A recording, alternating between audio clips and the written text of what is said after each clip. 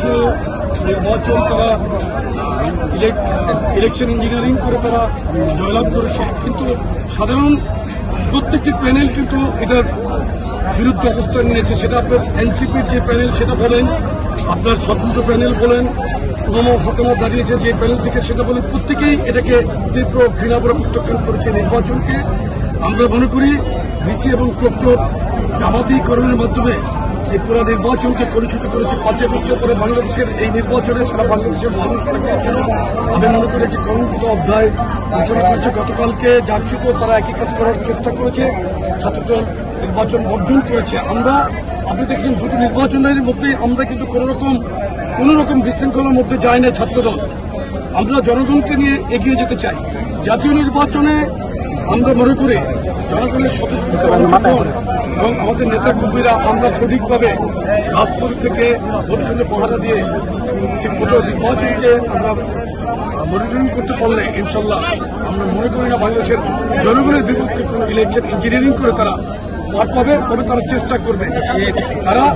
তারা এই দুটো নির্বাচনে প্রমাণিত হয়েছে ইলেকশন ইঞ্জিনিয়ারিং এ শেখ হাসিনাকে তারা পরাজিত করেছে। ইঞ্জিনিয়ারিং এর ক্ষেত্রে ইলেকশন ইঞ্জিনিয়ারিং এ তারা চমৎকারভাবে অপচেষ্টা করে তারা আপাতত সক্ষম হয়েছে। কিন্তু আমি মনে করি ছাত্র সমাজ, ঢাকা বিশ্ববিদ্যালয়ে একসময় ছাত্র সমাজ তারা একতাবদ্ধ হয়ে এই সাম্প্রদায়িক মঞ্চের বিরুদ্ধে তারা ইনশাল্লাহ মাঠে থাকবে। বিএনপির ভারপ্রাপ্ত চেয়ারম্যান জনাব তারেক রহমান উনি কি বার্তা দিচ্ছেন আমাদেরকে, দেশের মানুষের জন্য আমাদেরকে সবসময় উনি বলছেন জনগণের পাশে থাকতে হবে, জনগণকে নিয়ে রাজনীতি করতে হবে। দায়িত্বের এবং মানবিক সমাজ বিনির্মাণ যে লক্ষ্যে আমরা কাজ করছি তারই অংশ হিসেবে এক সময়ের খরস্রোতা নদী মৃতপ্রায়, মানুষের বিভিন্ন অপব্যবহারের ফলে নদী আজকে প্রায় বিলীন। তারই ধারাবাহিকতায় এই যে পানি প্রবাহের যে খালটি, এটার বিভিন্ন জায়গায় কিন্তু আপনি দেখছেন যে এক প্রকার বন্ধ হয়ে গিয়েছে, নালার মতো করে পানি যাচ্ছে।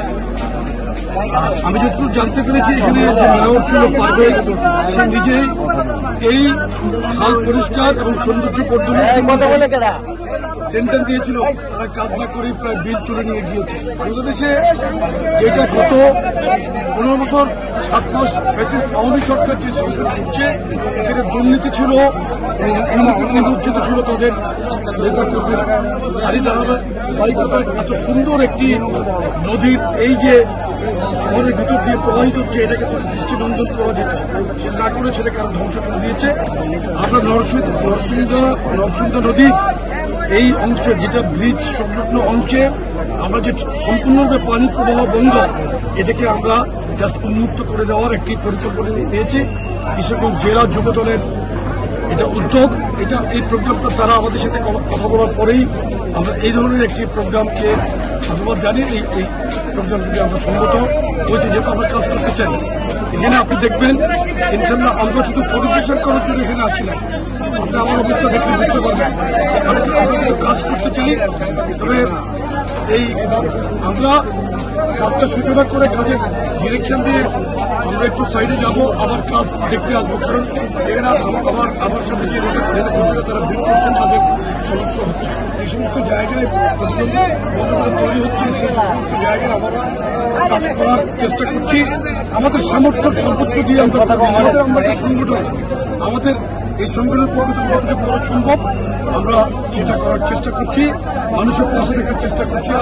খাল কর্মসূচি তো আমাদের বিএনপির একটি প্রধান কর্মসূচি, এটা আমরা অচিরেই ইনশাল্লাহ রাষ্ট্রীয়ভাবে দায়িত্ব পেলে, আমাদের ভারপ্রাপ্ত চেয়ারম্যান প্রধানমন্ত্রীর দায়িত্ব পেলে উনি অবশ্যই বাংলাদেশকে উন্নত বাংলাদেশ করার জন্য যা যা করণীয় তা করবেন ইনশাল্লাহ। আর আমরা এর মধ্যে আমাদের যুবদল থেকে আমরা সামাজিক যে সমস্ত কাজ আছে আমরা বিভিন্ন জেলায় করার চেষ্টা করছি। একটা প্রশ্ন, আপনি জানেন যে জাতীয় এবং জাকসুর নির্বাচন হয়েছে, তারা অভিযোগ করেছে যে ভোট কারচুপির মাধ্যমে নির্বাচন হয়েছে, সামনে জাতীয় নির্বাচন ফেব্রুয়ারিতে। তখন যদি ভোট কারচুপি হয় তখন আপনারা কি ব্যবস্থা নেবেন? এবং এই সরকারের আমলে কিন্তু একটা বার্ষিক নির্বাচনে ঠিকভাবে করতে পারে না, তাহলে কিভাবে তারা জাতীয় নির্বাচন করবে? আপনারা জানেন যে ব্যাপকভাবে কারচুপির মাধ্যমে